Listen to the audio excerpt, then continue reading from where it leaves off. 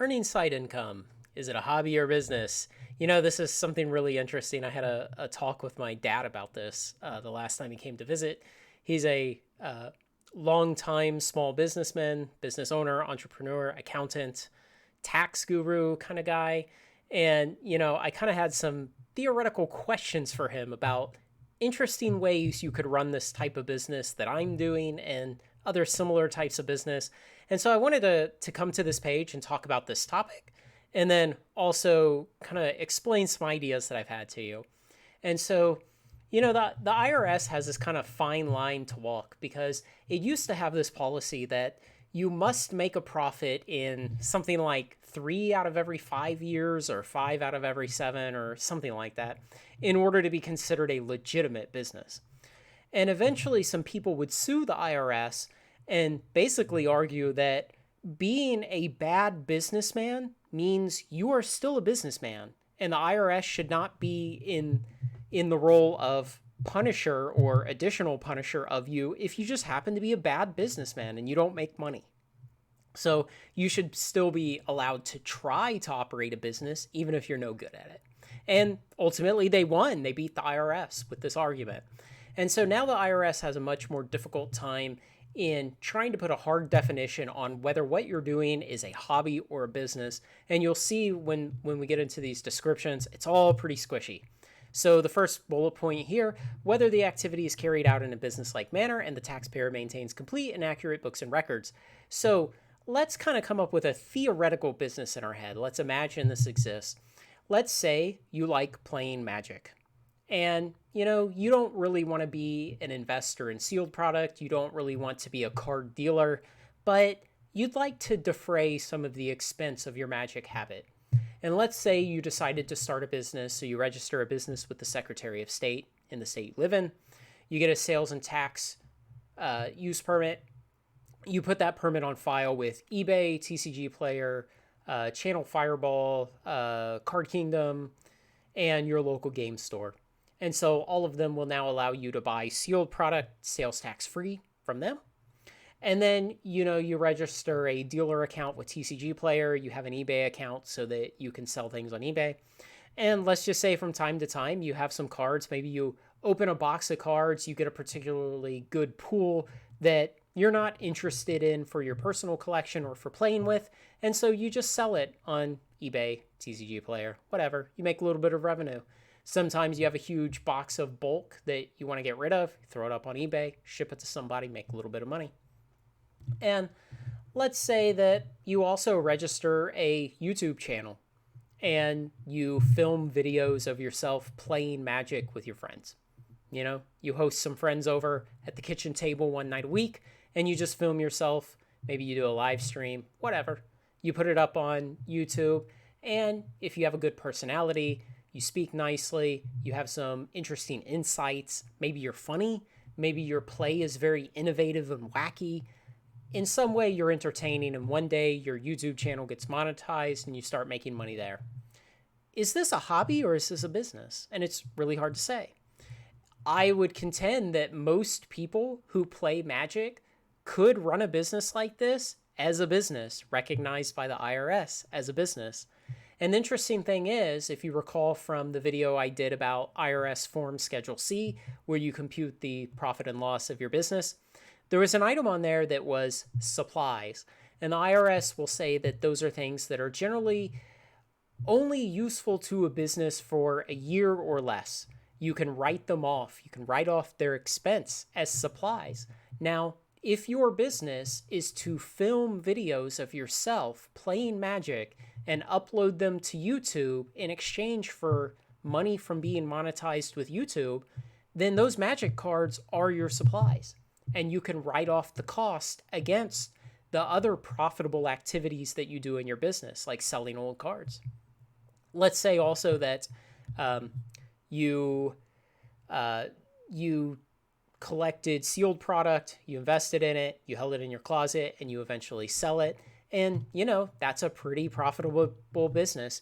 Generally, return on invested capital ranges between 10 and 30% per year, depending on the particular product. And so you want to offset a bunch of those profits. And you could do that by buying new sealed product that you open to enjoy personally, but you make videos of yourself enjoying it, playing with it, you put them on YouTube. Therefore, there's supplies and you can write off the cost.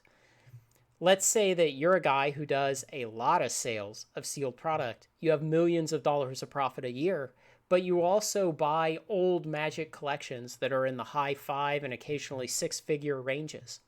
And every time you buy one of those, you feature them in a video on your YouTube channel. Those collections are now supplies that go to offset profits you made in your sealed product business and lower the amount of taxable profit that you have. Pretty interesting stuff about how you can run your hobby as a business. But let's get back to this bulleted list. The second one, whether the time and effort the taxpayer puts into the activity shows they intend to make it profitable. Well, if you play once a week, you film it, you upload it to YouTube, maybe you do some editing on it, you respond to comments. Basically, that's a pretty low bar. And of course, you can tell there are no numbers assigned to that. The IRS does not say you need to spend at least 15 hours a week to show that this is a business. They just vaguely say time and effort. Third point, whether they depend on income from the activity for their livelihood. Yeah, you don't right now. I don't depend on the income from this activity for my livelihood. But again, it doesn't say what portion of my livelihood, because I could argue that my full-time professional job does not provide for my livelihood. I'd like to be able to travel internationally with my family 6 weeks out of the year, and it does not provide that. So maybe I'll say that my professional job doesn't even provide for my livelihood. You can make ludicrous arguments, and the IRS knows it has to tread very carefully here about putting hard requirements. Because when government agencies put hard requirements on things like this, then people drag them into court and say, my client was not violating the hard requirements. And so the IRS and lots of other government agencies like to keep these kind of rules intentionally vague so that they have discretion of who they go after. Fourth bullet point, whether any losses are due to circumstances beyond the taxpayer's control or are normal for the startup phase of the type of business. And recall, startup phases of businesses can last years. I mean, if you're running this theoretical business where you simply film yourself playing Magic, you could say that the startup phase is all of the years until you get monetized. Maybe you're really no good at Magic, you enjoy it, but you're just not entertaining, you're not interesting, you're not funny, people don't like watching your videos. Then, your startup phase may last a long time and you may be losing money through all of it. Whether the person changes methods of operation to improve profitability, well, that's a really low bar. You could say, I tried to make my decks better so that the play that I presented on my YouTube channel would be more interesting. Therefore, I changed methods of operation to improve profitability. Whether the taxpayer and their advisors have the knowledge needed to carry out the activity as a successful business. Who decides that? Who decides that you have a level of knowledge? Who can even measure your level of knowledge? How do you calibrate that measurement of knowledge? That seems like a pretty high bar for the IRS to overcome. Whether the taxpayer was successful in making a profit in similar activities in the past, well, if I've never run a business, should that be held against me?